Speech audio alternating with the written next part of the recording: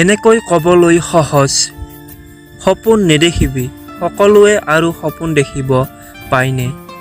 কিন্তু তেনেকৈ কোৱাৰ সলনি যদি এষাৰ উৎসাহ বঢ়োৱা কথা ক'লেহেঁতেন, হয়তো বহুতে নিজৰ সপোনবোৰ মাৰি নেপেলালেহেঁতেন।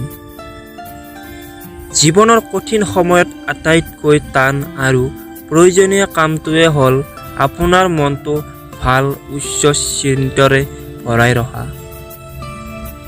অহংকাৰ সেইজনেহে কৰে যিজনে হঠাৎ এনেকুৱা কিবা পাই যায় যিটো পোৱাৰ যোগ্যতা কোনোদিন নাছিল।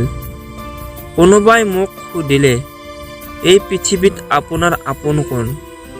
মই ক'লোঁ সময়, কিয়নো যেতিয়ালৈকে সময় ভাল চলি থাকে সকলোবোৰ এই আপোনাৰ তালিকাত থাকে।